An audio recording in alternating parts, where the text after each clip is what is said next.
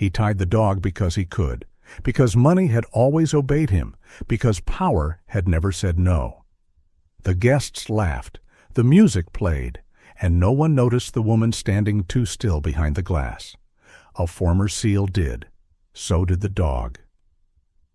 That night, the leash cut into flesh. The silence cut even deeper. And somewhere between the harbor wind and the rising sirens, God began to move. By morning, the man who owned everything was on his knees, begging for the one thing money could not bring back. This is not a story about a dog. It is a story about the moment God loosens the chain we thought we needed to survive. The city of Port Alton, California, lay quiet beneath a winter sky that looked polished, almost metallic, as if the ocean wind had scrubbed it clean. The bay curved gently around the coastline, dark water breathing in slow, patient waves. Salt hung in the air, sharp and clean, and the temperature hovered just above freezing, cold enough to numb fingers, but not cold enough to stop the wealthy from celebrating themselves. On the cliff overlooking the harbor stood the Crow Estate, a modern fortress of glass and stone glowing warmly against the night like it had something to prove. Inside the estate, light spilled from floor-to-ceiling windows in gold sheets. Music drifted across the terrace, string instruments softened by hidden speakers, carefully chosen to sound cultured without demanding attention. The party was already in full bloom. Men in tailored coats laughed too loudly. Women in elegant dresses leaned close to one another, their smiles precise, practiced, effortless.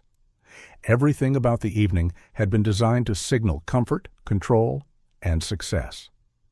Near the edge of the terrace, partially obscured by decorative lanterns, stood a German shepherd tied to a steel railing.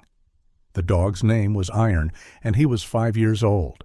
His body was large and disciplined, built for endurance rather than show. His coat was thick, black along the back with deep brown fading down his legs and chest, still glossy despite the cold wind brushing against it. His ears stood upright, alert even in stillness, and his amber eyes moved constantly, tracking sounds, footsteps, shifts in tone.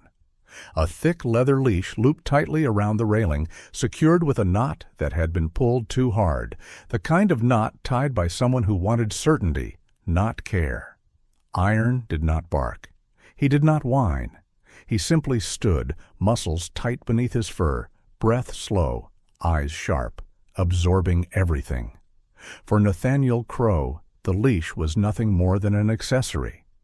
Nathaniel Crow, 58, was a man who filled rooms without trying. Tall, broad-shouldered, with silver hair combed neatly back and a face shaped by decades of authority, he wore a dark tailored coat that cost more than most people's monthly rent. His voice carried easily, confident and unhurried, the voice of a man used to being heard. He had built his fortune in coastal real estate, turning neglected waterfronts into luxury developments, and his success had hardened into a belief that everything, including people, was improved by his touch. To him, the dog was a visual joke, a talking point, a reminder of ownership. "Strong animal," he had said earlier with a smile, looping the leash around the rail. "Looks better tied, keeps things orderly."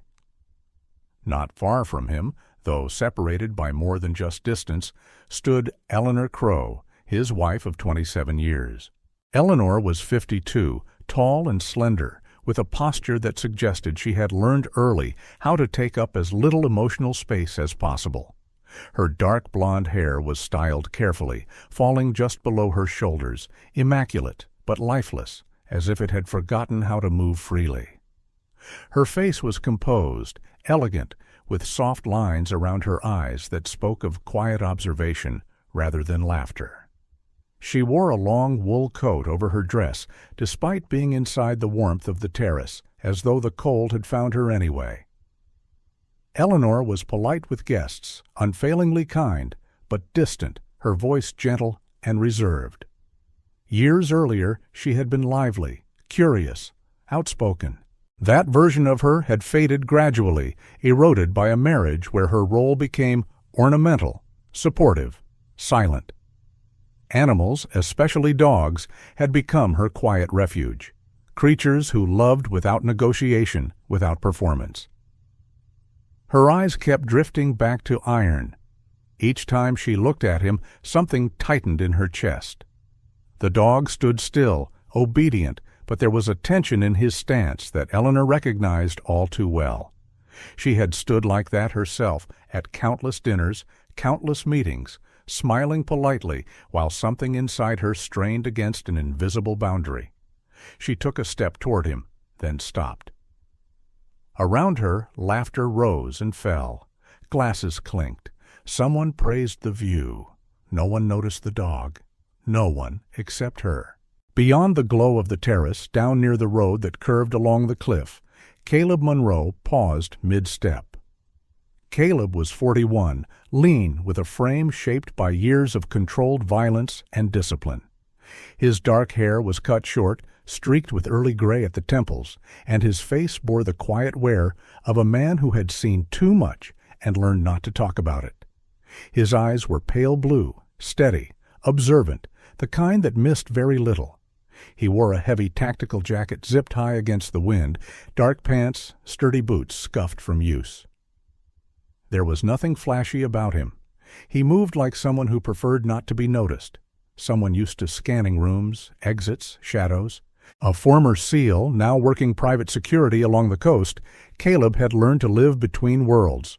No longer at war, never fully at peace, he had not planned to stop. But Iron stopped first. The dog's body stiffened, his head lifting slightly, ears angling forward. His gaze locked onto Caleb with immediate recognition, not familiarity, but awareness. Iron sensed structure, restraint, something disciplined and known. Caleb felt it too.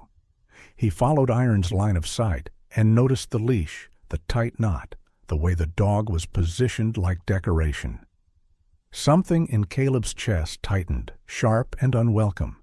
He had walked past cruelty before. He had learned, painfully, that not everything could be corrected. Still, his feet slowed. He looked again. That was when Eleanor saw him. Their eyes met briefly through the glass and light. It was not a dramatic moment. No words passed. Just recognition. Eleanor saw in Caleb someone untouched by the performance of the evening, someone who did not belong to the polished world her husband had built. Caleb saw in Eleanor a woman standing very still in a room full of movement, her discomfort barely concealed beneath grace. For a second, the music seemed to fade. Iron let out a low sound, not a bark, not a growl, but something in between. A warning, perhaps, or a question. Nathaniel laughed nearby, clapping a guest on the shoulder.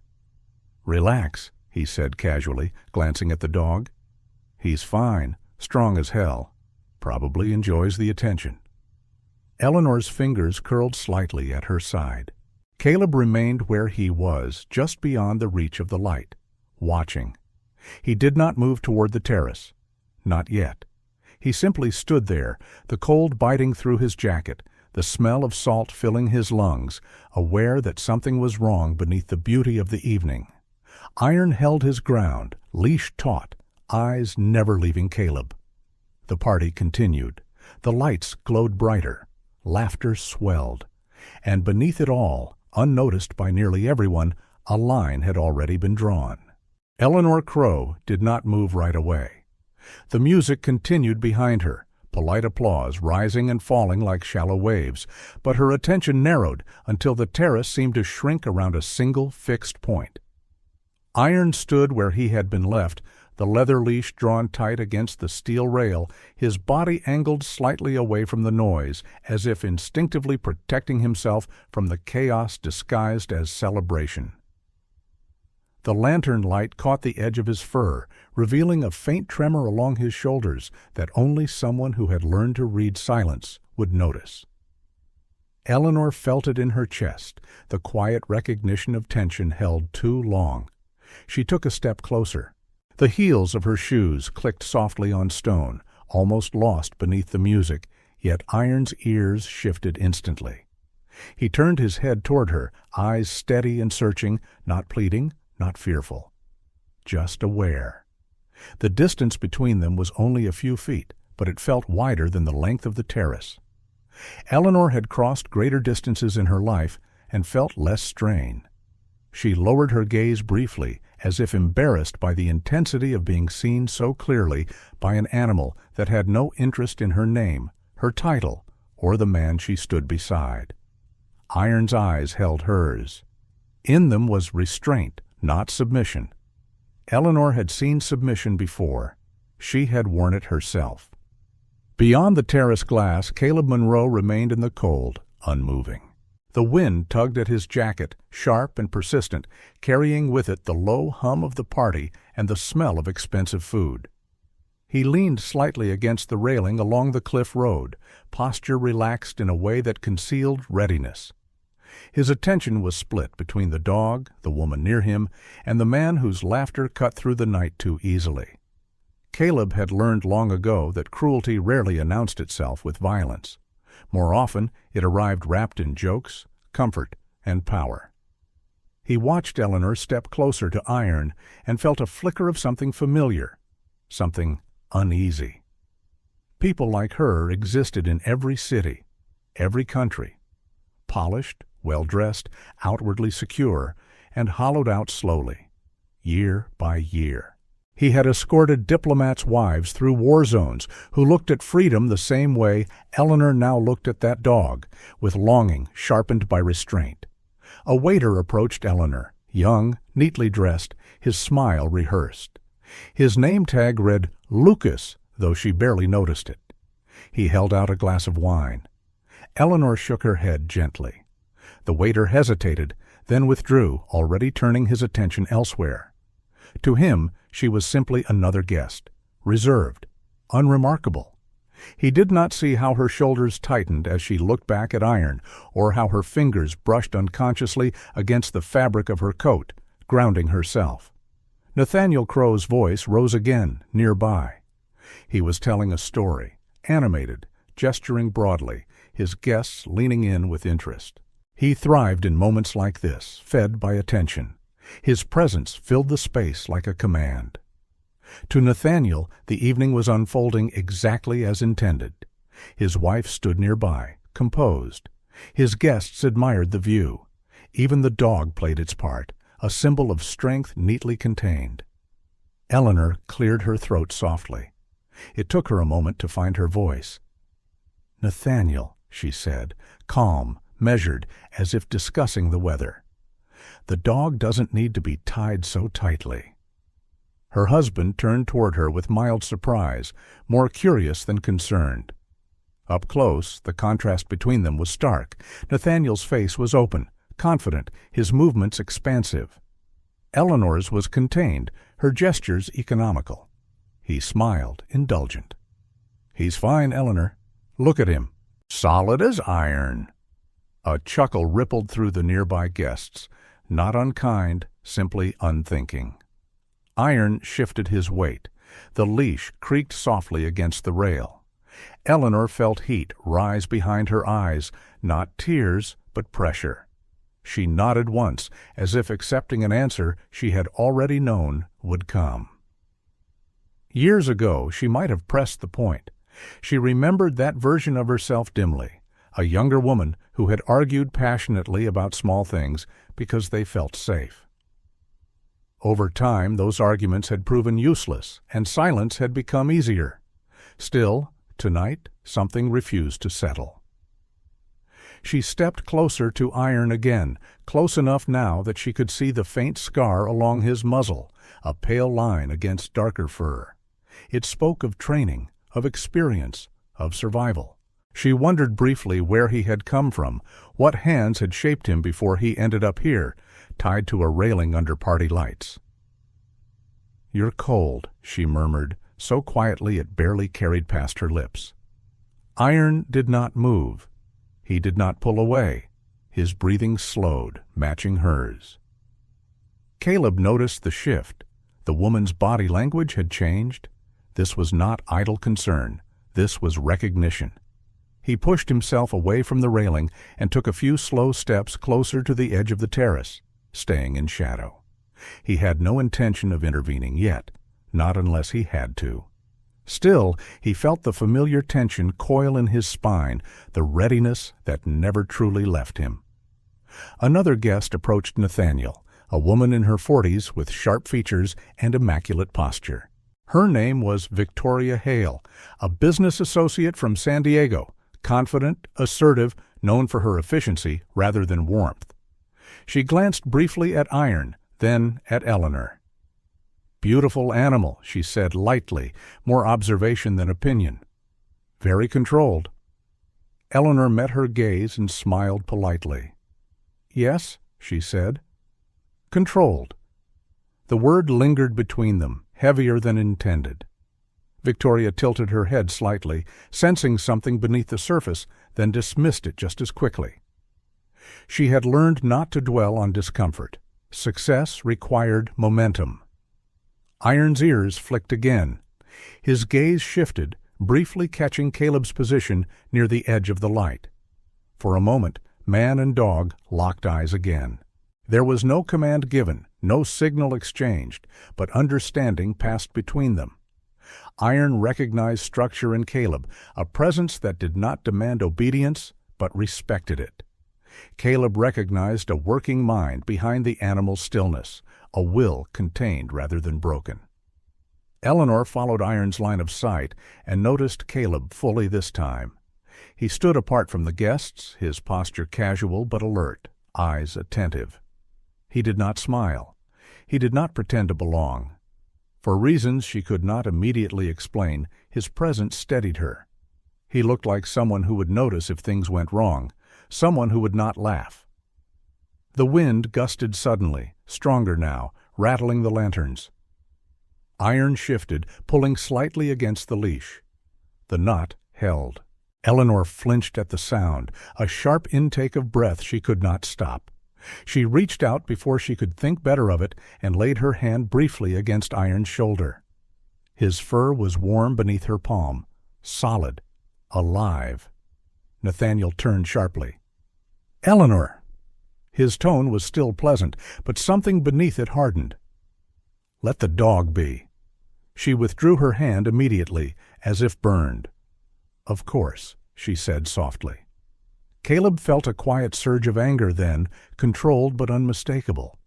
Not at Nathaniel alone, but at the ease with which small acts of care were shut down. He had seen this pattern in many forms. Authority disguised as reason, control justified as order. Iron settled again, but his tail flicked once, a restrained motion. The leash remained taut. The party resumed its rhythm. Conversations flowed. Music swelled. To most of the guests, the moment had passed unnoticed, but Eleanor stepped back from the railing, her heart pounding, aware that something had shifted inside her. She glanced once more at Iron, then at Caleb, who nodded almost imperceptibly. It was not reassurance exactly, but acknowledgement. Under the lights, the leash remained.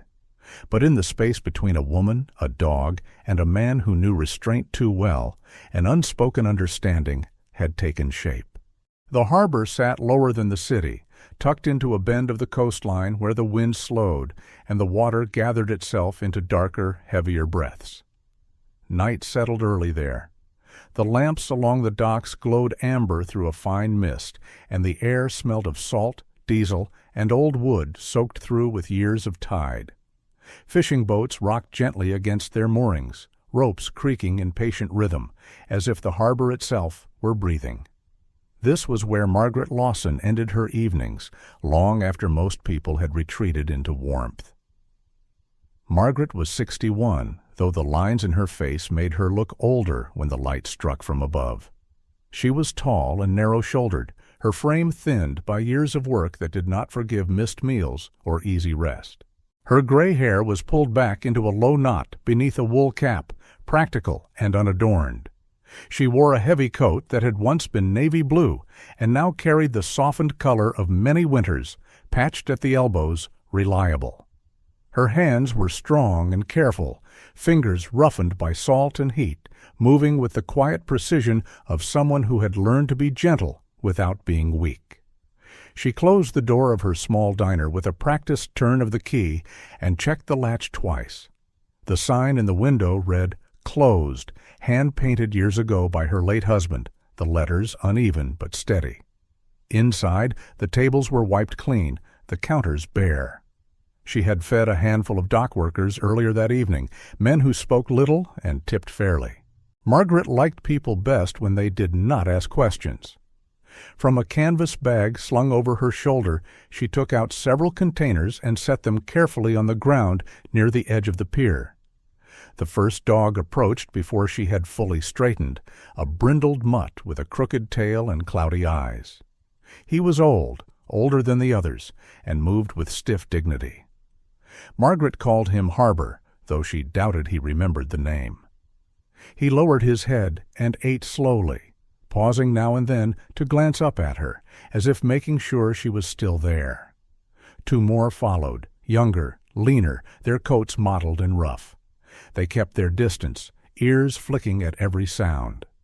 Margaret did not rush them. She had learned patience the hard way. She had learned that fear did not yield to force. She crouched a little, resting her hands on her knees, breathing in the cold air, letting the dogs come when they were ready. Years earlier, she had not been patient. She had been sharp-tongued, quick to anger, certain that effort alone could bend life into shape. That certainty had cracked the day her son did not come home. He had been 23, broad-shouldered and loud, with a laugh that filled rooms and a habit of hugging too tightly. He had joined the military with a confidence that frightened her, convinced that discipline would give him direction. The uniform had fit him well. The phone call had not. After that, patience had arrived slowly, like frost forming overnight, inevitable and quiet.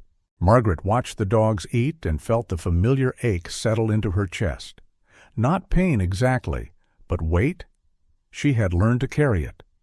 The harbor was full of creatures like her, living between arrivals and departures, tethered to routines that kept them from drifting too far. She liked that about this place. It did not pretend. A fourth figure lingered at the edge of the light, smaller, hesitant. A black and white dog, younger than the rest, ribs visible beneath a thin coat, stood with one paw lifted, unsure. Margaret noticed him immediately. She always did. She reached into her bag and placed another container a few feet away, then stepped back. "It's all right," she said softly, her voice low and steady. "No rush." The dog inched forward, sniffed, then began to eat, quick and nervous. Margaret smiled faintly, a brief softening of her features. She did not try to touch him.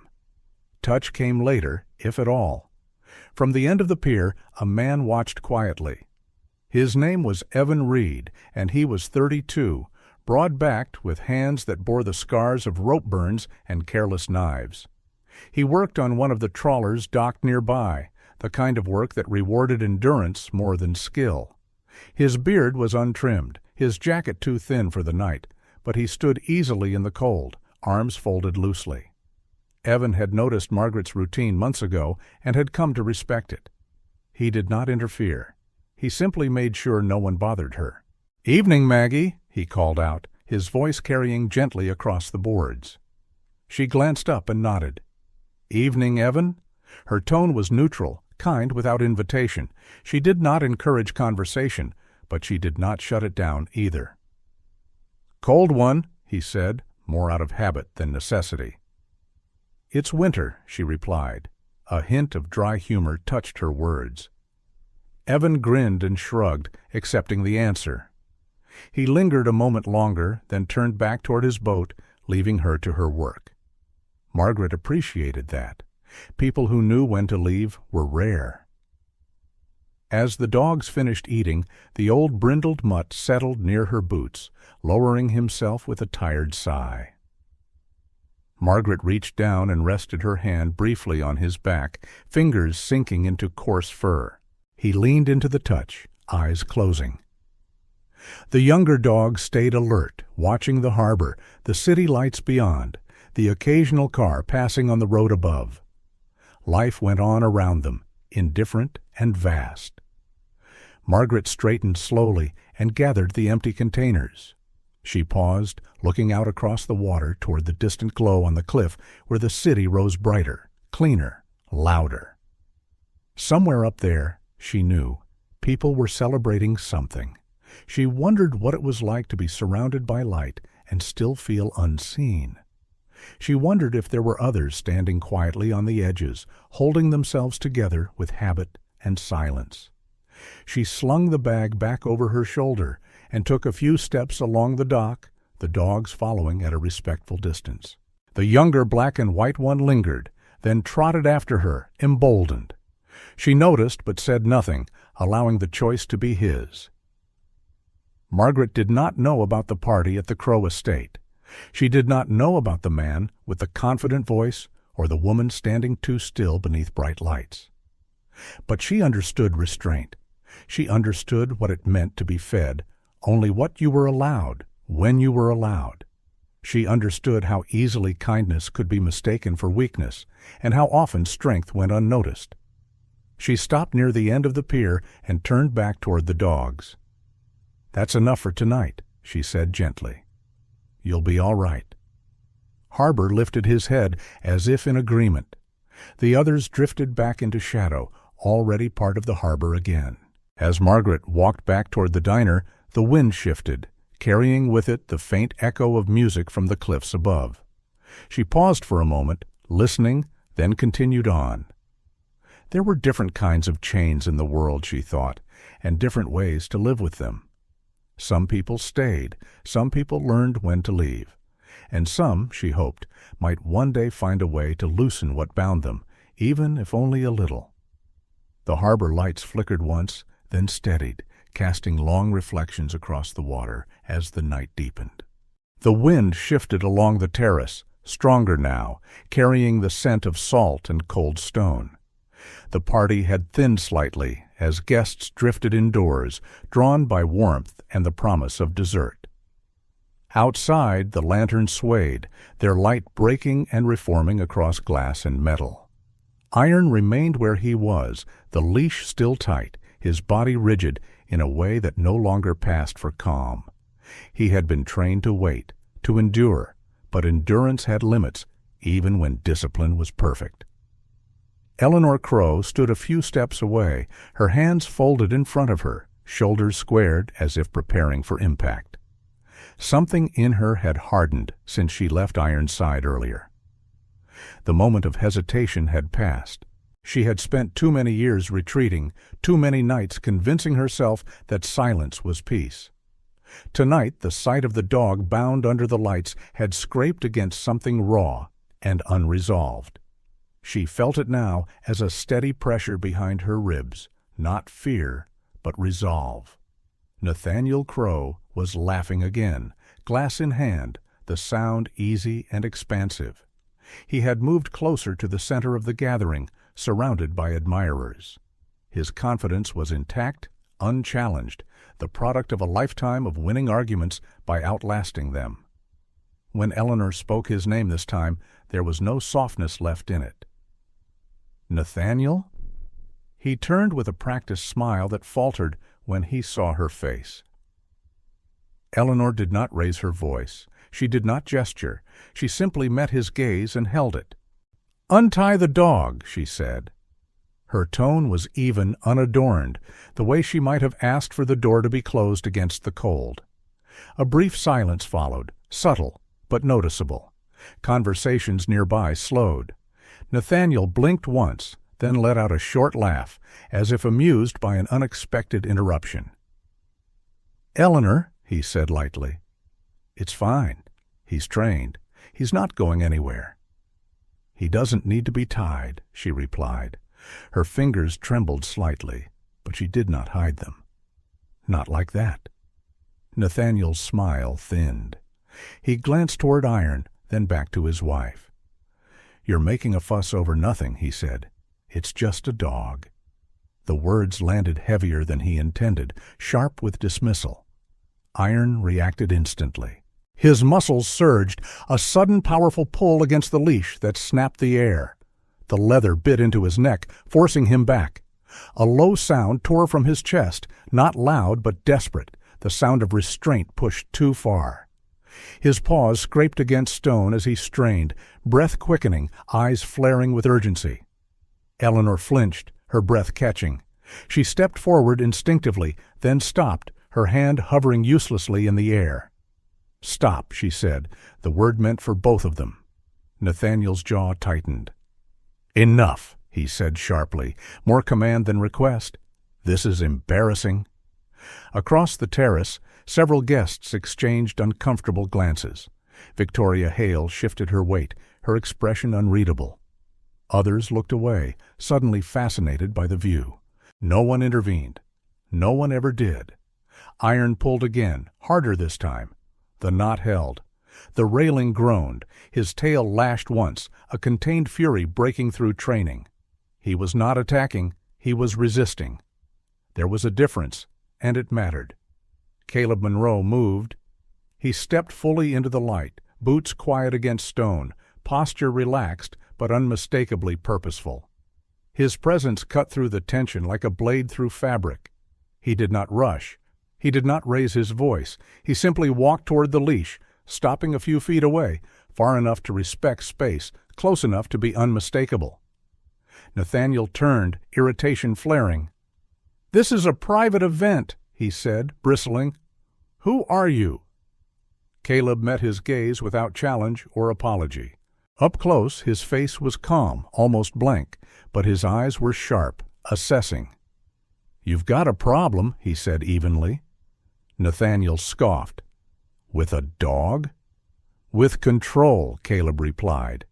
He glanced briefly at Iron, then back to Nathaniel. "That leash is too tight. You're escalating him." Nathaniel laughed again, louder this time, though the sound lacked its earlier ease. "I think I know how to handle my own property." Eleanor's breath hitched at the word. Property. She felt it like a slap she had been bracing for all evening. Caleb did not react. "Animals aren't decorations," he said, "and pressure like that ends badly." Iron's breathing had become shallow, controlled, but strained. His eyes flicked between Eleanor and Caleb, searching for cues. He trusted discipline, but he trusted fairness more. The leash creaked again as he shifted, testing, calculating. Nathaniel stepped closer to Caleb, chest lifting. He was used to dominance displays, to men backing down when confronted. "I didn't invite you to lecture me," he said. "Step away." Caleb did not move. He did not need to. "Untie him," he said quietly. The words were not a threat. They did not need to be. Something in Caleb's tone made several guests step back, instinctively giving space. It was the voice of someone who understood consequences without dramatizing them. Eleanor felt a strange mixture of fear and relief. She had never seen someone speak to her husband like this, not without flinching, not without apology. She watched Nathaniel's face, the way his confidence wavered, just slightly, as if encountering resistance he could not immediately buy or outlast. "This is ridiculous," Nathaniel said, though his voice lacked conviction now. He gestured sharply toward Iron. "He's overreacting. Look at him." Iron chose that moment to pull once more, a final surge born not of panic, but of refusal. The leash cut into his fur, and a thin line of red appeared beneath it. Eleanor gasped, a sound she could not contain. "That's enough," she said, her voice breaking through the tension. "I won't stand here and watch this." Nathaniel turned on her, shock flashing across his features. "You're siding with him?" he demanded, incredulous. "Over a dog?" Eleanor straightened. Her hands stopped shaking. "I'm siding with what's right," she said. The words surprised her as much as anyone else. They felt unfamiliar in her mouth, but solid. "And if you can't see that, then that's the problem." Silence fell, heavy and absolute. Even the music from inside seemed to dim, as if the house itself were listening. Caleb stepped closer to the railing, careful, measured. He spoke softly now, his voice pitched low enough that only Nathaniel and Eleanor could hear. "Untie him," he said again, "or I will." Nathaniel stared at him, searching for hesitation, for doubt. He found none. Something in his posture shifted then, pride warring with pragmatism. Slowly, reluctantly, he reached for the knot. Iron froze, muscles taut, eyes locked on Nathaniel's hands. The moment stretched. Then the knot loosened, just enough for the leash to slacken. Iron sagged slightly, breath shuddering as tension released. He did not bolt. He did not lunge. He simply stood there, free enough to choose restraint. Eleanor exhaled, a long, unsteady breath. She had not realized how tightly she had been holding herself until that moment. Nathaniel straightened, his face flushed, eyes cold. "This evening is over," he said curtly, more to the guests than to anyone else. "Inside, all of you." People obeyed quickly, grateful for direction. The terrace emptied, leaving behind only the lanterns, the wind, and the four figures bound together by what had just occurred. Iron stepped forward once, then stopped, standing between Eleanor and Caleb, no longer tethered, but not yet ready to leave. Eleanor reached out, resting her hand gently against his shoulder. He leaned into it, just slightly. The leash lay slack against the railing, no longer holding anything at all. The house did not notice when Eleanor Crow left. That was the first truth of the night, and perhaps the cruelest. Once the terrace doors slid shut, the cold was sealed outside along with the discomfort it carried. Music swelled again, deliberate and smooth, filling the spaces where tension had briefly lived. Glasses were refilled. Laughter found its way back into familiar patterns. Nathaniel Crow stood among his guests, posture composed, irritation already buried beneath practiced charm. To him, the interruption had ended. To the house, it had never truly begun. Eleanor walked away without a coat buttoned properly, the wind catching the hem and pulling at it as if urging her onward. Her heels clicked softly along the stone path beyond the gates, each sound swallowed quickly by distance. She did not look back. Experience had taught her that looking back invited hesitation, and hesitation had kept her standing still for years. The road curved downward toward the harbor, dimmer now, the lights fewer and farther apart. The cold sharpened with every step, creeping through wool and silk alike.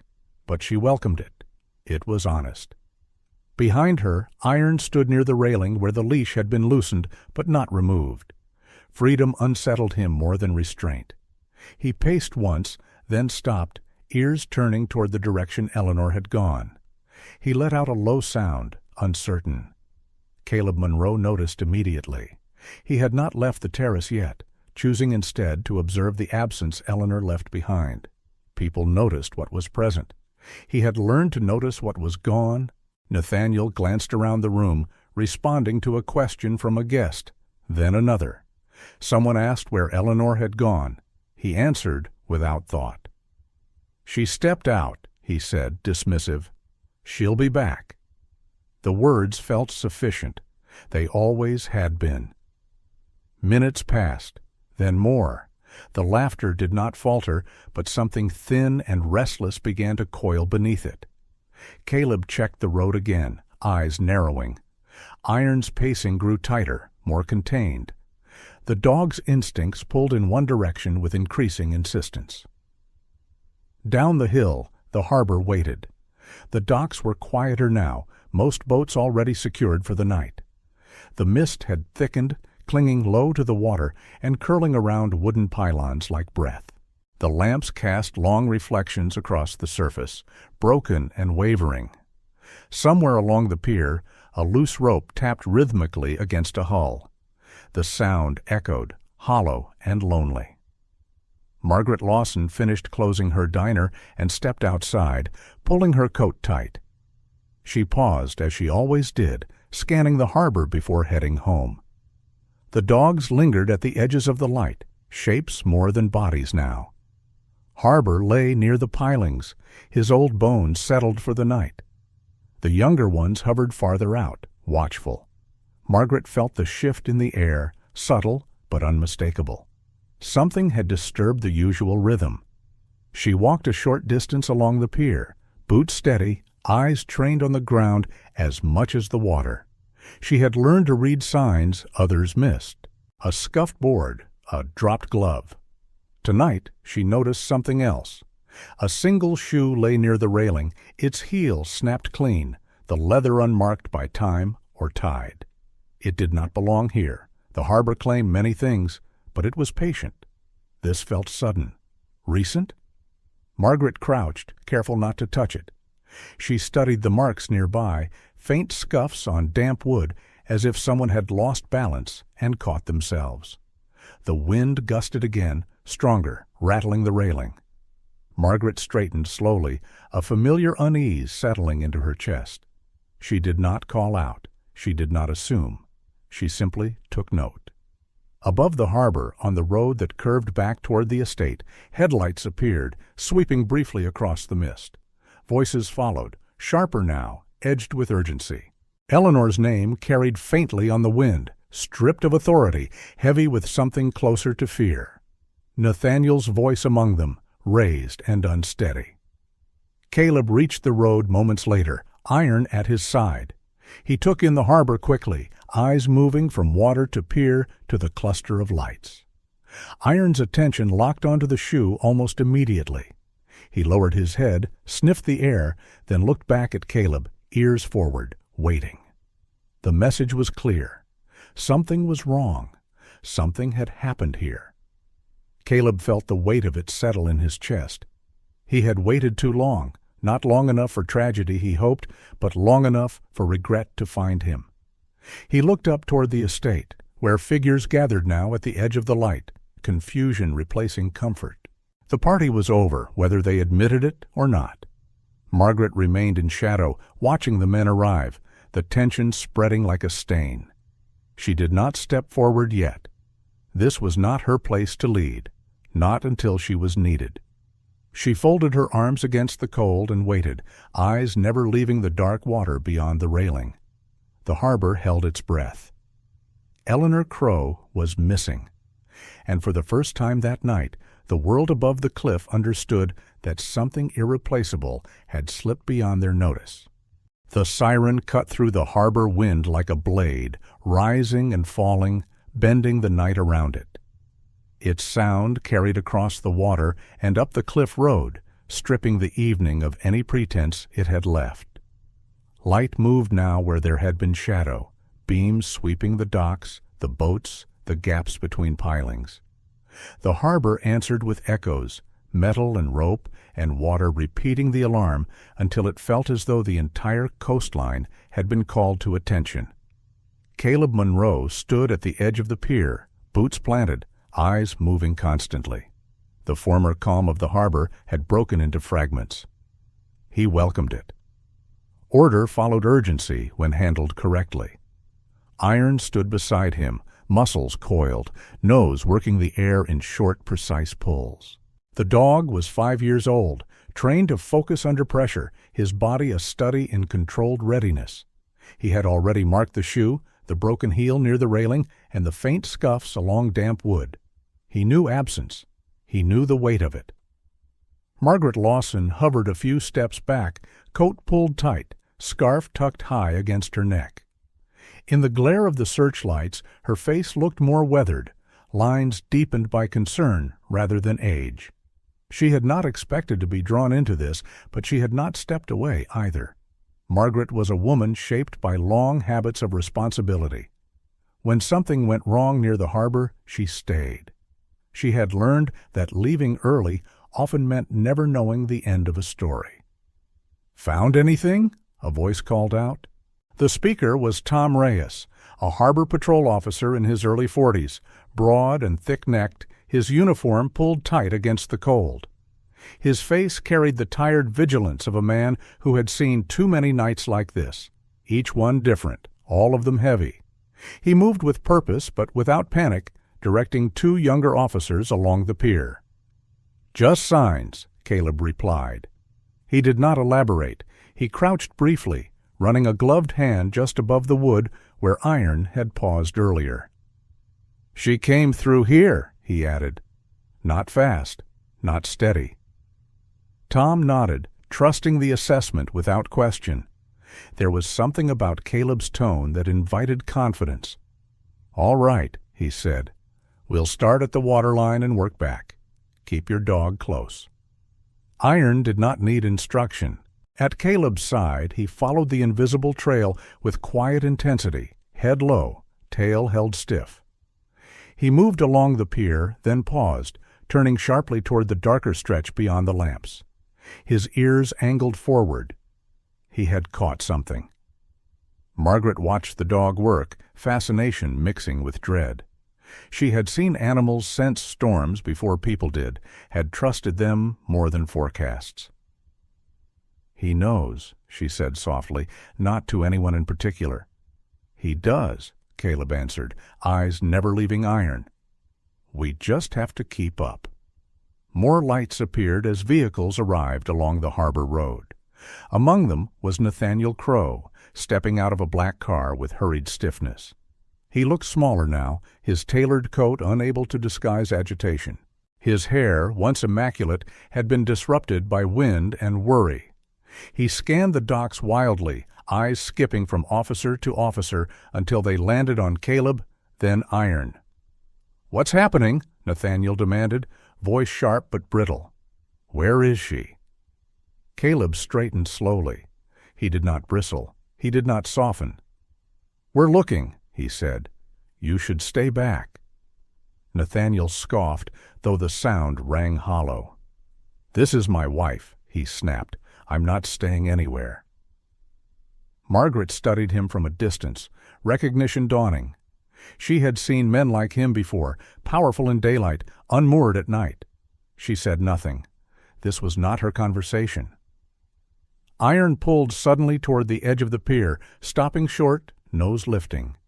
He let out a low sound, not a bark, but something close.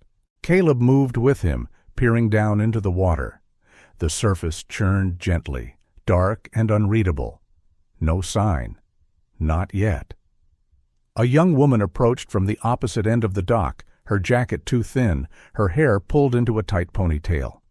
Her name was Lena Park, a volunteer with the Coastal Response Unit, barely 25, eyes wide but steady. She carried a flashlight and a coil of rope. "They're checking the rocks below the cliff," she said to Tom. "Tide's coming in." That changed the weight of the night. Tom swore quietly under his breath. He turned, issuing orders with renewed urgency. "Get eyes on the breakwater, now, and someone keep track of the dog." Iron moved again, this time along the outer edge of the pier, then stopped at a ladder bolted into the wood, leading down toward the water. He sniffed the rungs, then looked back at Caleb, holding the gaze. This was the place. Caleb knelt, examining the ladder. A smear of fabric clung to one rung, pale against rusted metal. He did not touch it. He did not need to. "She went down here," he said quietly. Nathaniel stepped forward despite himself, face draining of color. "Eleanor," he called, his voice cracking on the name. The sound echoed uselessly across the water. Margaret felt something shift inside her then, an old ache surfacing. She remembered standing by a phone that would never ring again, remembered calling out into spaces that did not answer. She stepped closer to Caleb, her presence steady. "The tide takes more than people think," she said softly, "but it doesn't take everything right away." Caleb nodded. He appreciated the realism. Hope needed boundaries to be useful. Iron descended the first rung, then the second. Careful, testing. Caleb followed, moving with controlled speed. Below them, the water lapped against the pier supports, cold and relentless. Iron paused again, nose working, then looked out toward the breakwater, tail lifting slightly. The trail continued. Searchlights swept the rocks below the cliff now, beams cutting through mist. Voices called Eleanor's name, some confident, some breaking. Nathaniel stood rigid above, hands clenched, his wealth suddenly meaningless against distance and time. Margaret remained at the top of the ladder, watching the coordinated movement below. She was no longer just an observer. She was part of the pattern now, drawn in by timing and choice. She caught Lena's eye and nodded once, a silent offer of help. Lena nodded back. The siren fell silent for a moment, replaced by the sound of waves and urgent footsteps. In that pause, the truth settled fully into the harbor. This was no longer a problem to be managed. It was a search, raw and uncertain, led not by money or authority, but by instinct, experience, and the stubborn refusal to look away. Iron stopped again, body tense, staring out into the dark water beyond the rocks. Caleb followed his gaze, heart tightening. They were close, not to answers yet, but to something that mattered. Above them, the cliff lights burned on, watching. Below, the harbor waited. The wind sharpened as the tide turned, carrying with it the smell of cold iron and kelp torn loose from the rocks. The searchlights swept wider arcs now, cutting white paths through mist and darkness, their beams trembling with urgency. Voices overlapped, calling Eleanor's name again and again, some strong, some fraying at the edges. The harbor no longer felt patient. It felt watchful. Iron moved ahead of Caleb along the breakwater, paws careful on slick stone, body angled low against the wind. His breathing was steady, measured, each inhale deliberate. The trail he followed had thinned, scattered by spray and time, but it was still there. It always was. Iron had learned long ago that people left more than footprints behind. They left fear, they left intent. They left the shape of their last decisions. Caleb kept close, one hand hovering near Iron's collar without touching it, trusting the dog to lead. He had learned the hard way when to guide and when to follow. Tonight, he followed. His boots slipped once on wet rock, and he steadied himself, eyes never leaving Iron's back. The dog paused suddenly, head lifting, ears forward, body freezing into perfect stillness. The wind carried a faint sound then, almost lost beneath the waves. A breath, ragged, human. "There," Caleb said softly, not wanting to break the moment. Iron moved again, faster now, controlled urgency replacing restraint. He rounded a jut of rock and stopped short. Eleanor lay crumpled against the base of the breakwater, half shielded from the wind by stone, her coat soaked through, hair plastered to her face. Her skin was pale, lips tinged blue, eyes fluttering but unfocused. One arm lay twisted beneath her, the other pressed weakly against her chest as if holding herself together by will alone. Iron reached her first. He lowered his head, nose brushing her cheek, then pressed his body against her side, sharing warmth. A low whine escaped him, thin and urgent. Eleanor's eyes opened slightly at the sound. She tried to speak, failed, then closed them again, breath hitching. Caleb knelt beside them, movements precise. He checked her breathing, her pulse, the angle of her limbs. "Stay with me," he murmured, his voice steady, meant to anchor rather than instruct.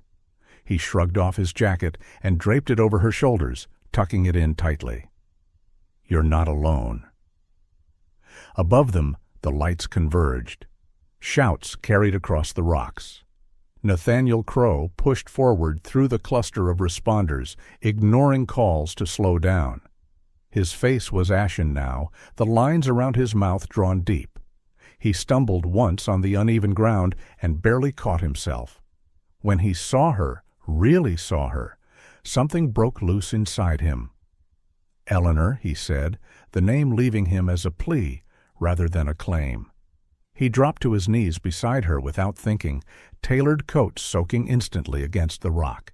He reached for her, then froze, uncertain, afraid to cause harm. His hands hovered uselessly in the cold air. For a man used to directing others, to solving problems with money and command, the helplessness was devastating. "I didn't know," he said hoarsely, words tumbling out without shape. "I didn't know." Eleanor stirred faintly. Her lashes fluttered. She did not open her eyes. Iron shifted closer, his presence constant, grounding. Caleb looked up at Nathaniel, meeting his gaze briefly. There was no accusation there, no forgiveness either, only fact. "She's alive," Caleb said, "but she's cold, shocked. We need to move." Nathaniel nodded too quickly, tears streaking down his face unchecked. He reached out again, this time resting his hand lightly against Eleanor's shoulder, as if afraid she might vanish beneath his touch. "I'm here," he said, voice breaking. "I'm here." Margaret Lawson arrived moments later, breathless but composed, her eyes taking in the scene with practiced clarity. She knelt opposite Caleb, placing her scarf gently over Eleanor's hands, adding what warmth she could. Her movements were careful, familiar, shaped by nights spent tending others when no one else would. She did not speak to Nathaniel. She did not need to. This was not a moment for words. Iron lifted his head briefly as Margaret approached, then settled again, trusting the stillness she carried with her. The dog's body remained pressed against Eleanor, sharing heat, refusing to move. His amber eyes tracked every motion, alert but calm, now that the search had found its answer. Rescue workers moved in around them, coordinated and quiet. A stretcher appeared. Blankets were unfolded. Commands were given softly, efficiently. Eleanor was lifted with care, Iron stepping back only when Caleb guided him, reluctant but obedient. As they secured her, Nathaniel remained on his knees, hands clenched in the fabric of his coat, head bowed. For the first time that night, he did not try to stand taller than the moment. He stayed there as Eleanor was carried past him, as lights shifted and voices softened, as the cold seeped through his clothes into his bones. He watched Iron follow the stretcher a few steps, then stop, sitting back on his haunches, eyes fixed forward. The leash lay forgotten somewhere above, meaningless now. Nathaniel reached out and placed his hand on the ground, steadying himself. The rock was unforgiving, cold, and solid. He welcomed it. It felt like truth. He had built his life on surfaces that gave way when pressed too hard. This did not. Caleb stood nearby, watching, making sure nothing was missed. He felt the familiar release of tension that came when a search ended with breath still present. Relief, yes, but also the quiet reckoning that followed.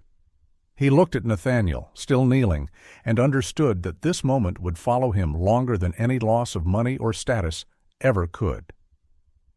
Iron rose and walked back to Eleanor's side as she was loaded onto the stretcher, placing his nose against her hand once more. Her fingers twitched, faint but unmistakable. It was enough. The wind continued to howl across the breakwater, indifferent to wealth, to power, to regret. The harbor lights reflected in broken patterns across the water, steady and cold. And there, on the rocks, a man who had believed himself untouchable remained on his knees, facing the simple, devastating truth that there were things no fortune could buy, and moments that could not be undone. Morning arrived without ceremony, pale and deliberate, easing its way across the harbor as if careful not to wake the night too abruptly. The wind softened, though it did not disappear, and the tide settled into a steady rhythm against the rocks. In a small coastal hospital overlooking the water, Eleanor Crowe lay beneath layers of clean blankets, her breathing slow and even. Color had returned to her face, faint but unmistakable, and the lines of strain that had tightened her features through the night had begun to loosen. She was alive. That truth carried a weight that filled the room. Eleanor woke gradually, awareness returning in fragments. The hum of machines, the muted light, the quiet murmur of voices beyond the door. She turned her head slightly and saw Iron first. He lay on the floor near the foot of her bed, body stretched out but alert, ears lifting at the smallest sound. His fur had been cleaned, the faint cut at his neck treated and wrapped, the redness already fading. He raised his head when she stirred, amber eyes meeting hers with immediate focus. Eleanor's lips curved into a weak smile. She reached out, and Iron stood, closing the distance carefully, placing his head beneath her hand. The contact grounded her more than words could have. Nathaniel Crow stood near the window, hands clasped behind his back, staring out at the water.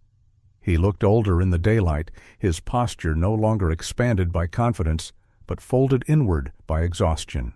His clothes were the same as the night before, rumpled now, expensive fabric creased by kneeling on stone. When Eleanor spoke his name, barely above a whisper, he turned as if startled. He crossed the room quickly, stopping short of the bed, uncertain again. "You're here," he said, voice thick. The words were simple, stripped of authority. "You're safe."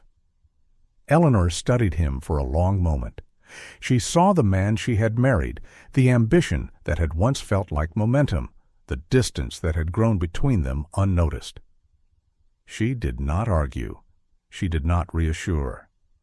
"I didn't want to disappear," she said softly. "I just couldn't breathe anymore." Nathaniel swallowed. He nodded, accepting the truth without defense. "I didn't listen," he said. "I thought providing was the same as caring." His gaze dropped briefly to Iron, then returned to Eleanor. "I was wrong." It was not an apology, not yet, but it was a beginning. Caleb Monroe watched from the doorway, posture relaxed, attention steady. He had stayed through the night, ensuring Eleanor's transfer, coordinating with responders, then stepping back when his presence was no longer required. He preferred it that way. He caught Eleanor's eye and nodded once. She returned the gesture, gratitude passing between them without ceremony. Outside, the harbor moved into daylight. Margaret Lawson stood at the edge of the pier, hands wrapped around a paper cup of coffee, watching the boat stir. She had slept little, but fatigue sat lightly on her shoulders. She was accustomed to carrying it. A younger woman approached her, the same volunteer from the night before, Lena Park, hair pulled back, jacket zipped to her chin. "They're asking about the dogs," Lena said. "The ones you feed. The city's been talking about a proper shelter for years. Last night pushed things forward." Margaret raised an eyebrow slightly. "Talk does that sometimes," she said. "Action's rarer." "It's coming," Lena replied. "Funding's been pledged." Quietly. She hesitated, then added, "No names attached." Margaret understood immediately. She nodded once. That's how it should be.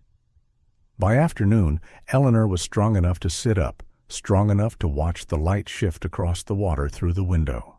Nathaniel sat beside her, not speaking unless she did. When Iron needed air, Caleb took him outside. They walked along the harbor path together, the leash looped loosely in Caleb's hand, more out of habit than necessity. Iron walked at his side, pace even, head high, no longer pulling against restraint. At the edge of the pier, Caleb stopped.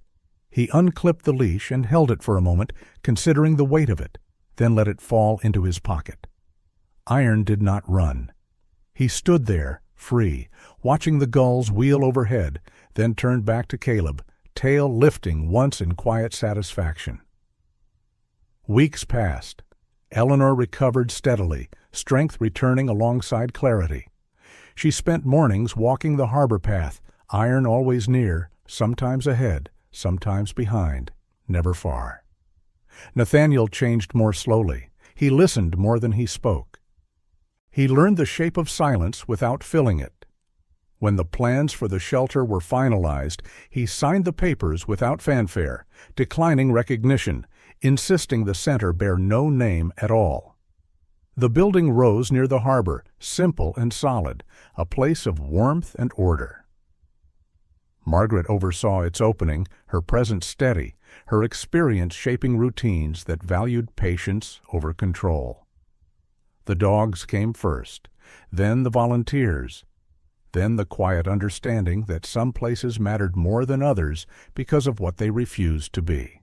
Eleanor visited often, sitting on the bench near the entrance, watching Iron move among the kennels with calm authority, greeting some dogs, ignoring others, choosing his moments. She felt lighter there, unburdened by expectations that had once pressed in from all sides. On a clear morning, Caleb stood at the end of the pier, hands in his pockets, watching Iron run. Not wildly, not in rebellion, but with purpose, muscles stretching and releasing in easy rhythm. The leash remained unused. Margaret joined him, nodding toward the dog. "Looks like he knows where he belongs," she said. Caleb smiled faintly. "So do I," he replied. Eleanor approached then, her stride steady, her shoulders no longer drawn tight. Nathaniel followed a few steps behind, content to remain in the background. Eleanor stopped beside Caleb, looking out across the water. "Thank you," she said, meaning more than the words could hold. Caleb inclined his head. "You did the hard part," he said. Iron returned at a trot, stopping at Eleanor's side, sitting when she rested her hand on his head. The harbor wind moved through them all, clean and cold and honest. No one was bound now, not by rope, not by silence, not by fear mistaken for order. The last light of morning settled across the docks, and the leash, forgotten and unnecessary, stayed tucked away where it belonged. God often works through ordinary moments and unlikely messengers. A loyal dog that refuses to give up. A stranger who chooses to step forward instead of walking away. A heart that finally breaks open, not from loss but from love rediscovered. This story reminds us that what binds us most tightly is rarely visible. Pride, silence, control, fear. And yet, God's grace moves gently among these chains, waiting for us to notice, waiting for us to choose differently. In our daily lives, we may not stand by a frozen harbor or hear a siren in the night. But we all face moments where someone nearby is struggling to breathe beneath an invisible weight. A family member, a friend, even ourselves. The miracle begins when we loosen what does not need to be tight, when we listen instead of command, when we protect instead of possess. When we remember that love was never meant to be tied down. If this story touched your heart, take a moment to reflect. Who in your life needs compassion instead of control? Who needs your presence more than your power? Share this story with someone who may need hope today. Leave a comment below and write Amen if you believe that God still works miracles in quiet places. Subscribe to the channel so we can continue sharing stories of faith, redemption, and unexpected grace. May God bless you, protect you, and guide your steps. May He loosen every chain in your life that was never meant to bind you, and may His peace remain with you always.